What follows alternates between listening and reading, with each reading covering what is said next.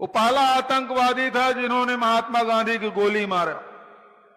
78 साल के बुजुर्ग को 28 साल के नौजवान ने गोली मार दी।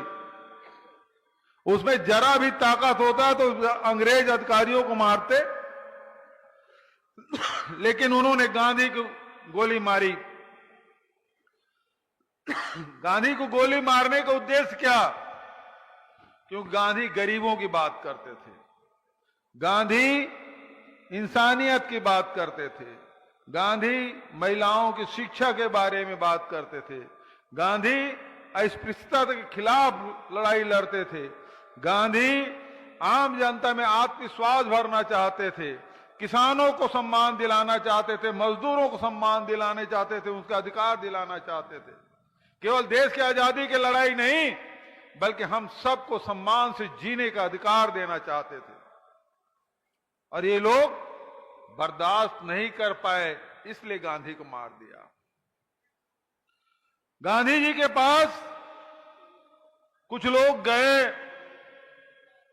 और उनसे सवाल किया, बापू जब आप नहीं रहेंगे तब हम किससे पूछने जाएंगे, किससे सलाह लेंगे?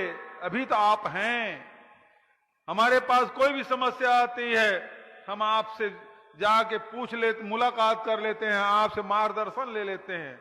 जब आप नहीं रहेंगे तब किससे सवाल पूछेंगे? तो गांधी जी ने कहा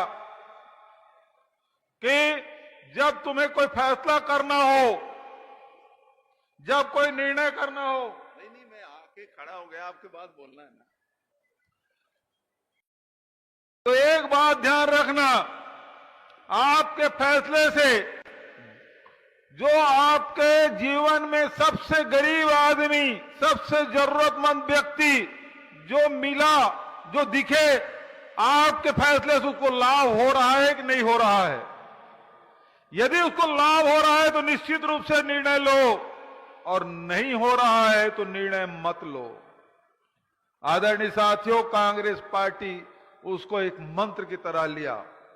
किसानों के लिए, गरीबों के लिए, मजदूरों के लिए, छोटे व्यापारियों के लिए हमेशा फैसला करती रही। और उसी फैसले के तहत सबसे बड़ा फैसला गरीबों के पक्ष में जो हुआ वो मनरेगा है।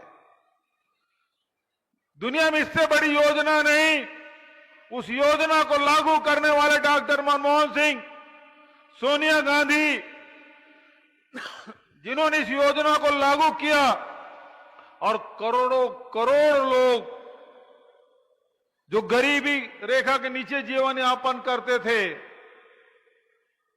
जो सहाय थे, उनको संबल देने का काम, एक आत्मविश्वास लोगों में भरा कि हां, सरकार हमारे साथ है, सरकार हमें 100 दिन का रोजगार दे रही है, सरकार हमें आत्मसम्मान के साथ जीने का अधिकार दे रही है। लेकिन दुर्भाग्य, आज जो प्रधानमंत्री हैं वो जब आंख बंद करते हैं तो देश के गरीब दिखाई नहीं देता, देश के शोषित पीड़ित लोग दिखाई नहीं देते। वो जब प्रधानमंत्री जी जब आंख बंद करते हैं, केवल 2 लोग दिखाई देते हैं, एक अडानी और दूसरा अंबानी। आपने देखा पूरे देश के धन को, देश की संपत्ति को अडानी और अंबानी के नाम कर दिया है। और आज देश में किसानों को मारने का काम, छोटे व्यापारियों को कमर तोड़ने का काम और गरीबों से निवाला छीनने का काम कोई कर रहा है, ये भारतीय जनता पार्टी केंद्र में बैठी सरकार कर रही है। इसके खिलाफ लड़ाई लड़ना है। आदरणीय साथियों, मैं कहना चाहता हूं आपसे,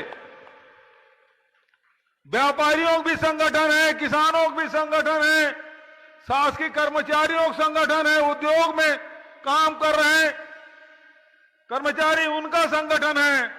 लेकिन मेरे मजदूर भाई जो मनरेगा में काम करते हैं, उनका कोई संगठन नहीं।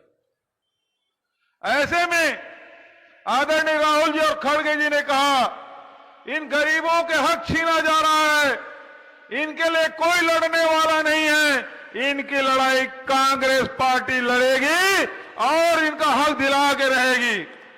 ये बात हमको हमारे नेता राहुल जी और खड़गे जी ने कहा। और आज पंजाब में देख लीजिए पूरे स्टेट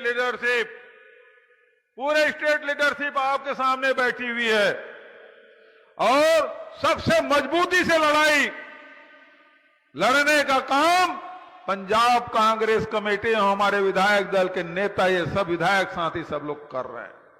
मैं बधाई देना चाहता हूं कि गरीबों की लड़ाई, महिलाओं की लड़ाई, मजदूरों की लड़ाई प्रदेश कांग्रेस कमेटी पंजाब के हमारे कांग्रेस के नेता कर रहे हैं। मैं बधाई देता हूं और आपसे मैं कहना चाहता हूं कि जिस प्रकार से किसानों के खिलाफ 3 काले कानून लाए थे, मोदी जी को वापस करना पड़ा और आप सब साथ दें, लड़ाई इसी प्रकार से जारी रहे तो एक दिन इस काले कानून को भी वापस लेना पड़ेगा।